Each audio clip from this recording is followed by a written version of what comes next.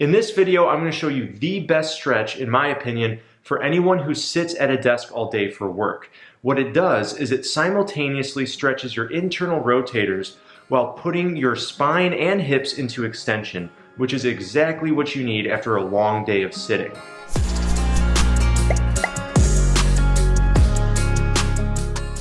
How's it going, everybody? Welcome back to Minus the Gym. And for anyone new to the channel, my name's Ryan, and Minus the Gym is all about getting fit and healthy at home with no gym necessary.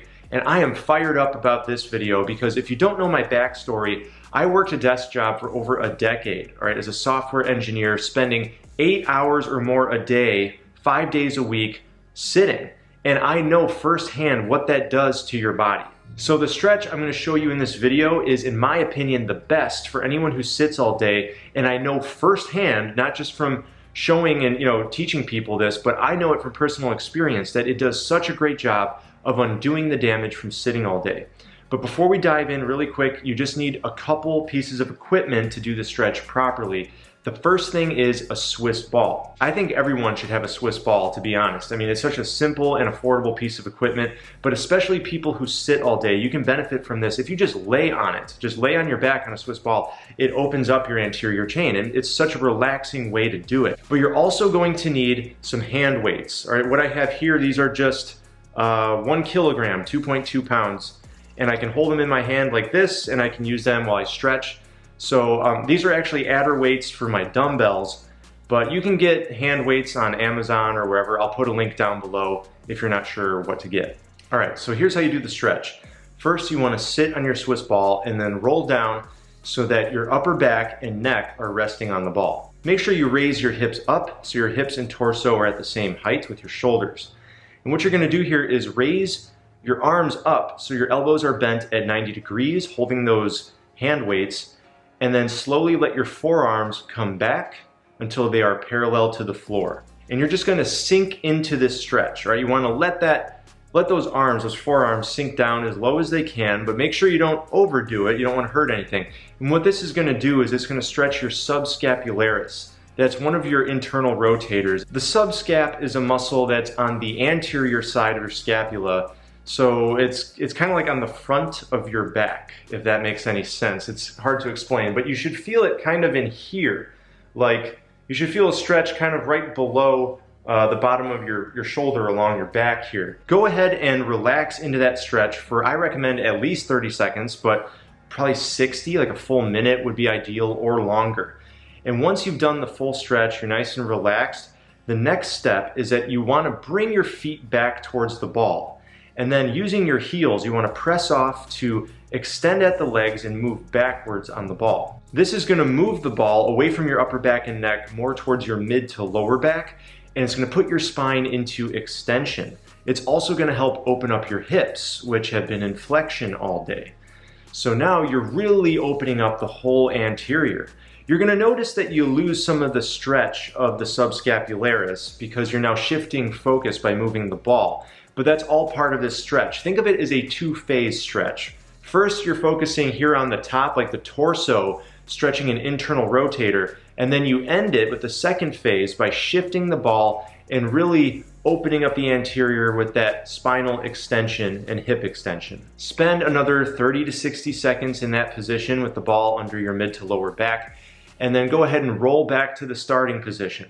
Now, we're going to do a second variation right off the bat. This is going to be a little different though. Instead of being like this, right, with your elbows at about 90 degrees, you're going to make a W shape. You're going to have your elbows bent at more like 45 degrees, okay? And what that's going to do is it's going to shift some of the focus here to your outer pecs, because the pecs are another internal rotator that tend to get tightened when we hunch at a desk all day. So now you're doing the same stretch with the ball under your upper back and neck, but your elbows aren't bent at 90, they're bent at 45. You're making more of a W shape with your arms and head. And you're gonna rest here, again, I recommend minimally 30 seconds, but more is always welcome.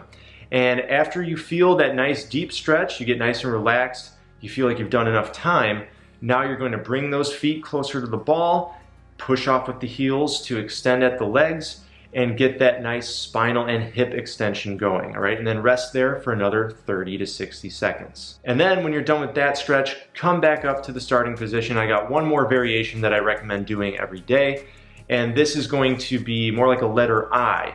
So you're gonna put the arms straight overhead, hands at about shoulder width apart, maybe a little narrower, and you're gonna go ahead and drop those arms back, feeling a nice deep stretch in the lats. For those of you who don't know, the lats are one of the larger back muscles running here along the side of your back, okay? So if you have tight lats from sitting all day and internally rotating, then you're gonna wanna do this variation as well, and you should feel it. It might be along the side of your back or more, closer to the armpit, but you should feel a stretch there. Again, we're gonna do minimally 30 seconds relaxing into this before we move on to phase 2, where we scoot the ball under our mid to lower back and go into spinal and hip extension. Still holding those arms overhead, of course, but again, you're gonna feel the emphasis shift more to the back and hips. Hold that for minimally 30 seconds, and then that's one cycle. What I like to do is, at least 2 cycles of this. It takes maybe 10 minutes-ish, something like that.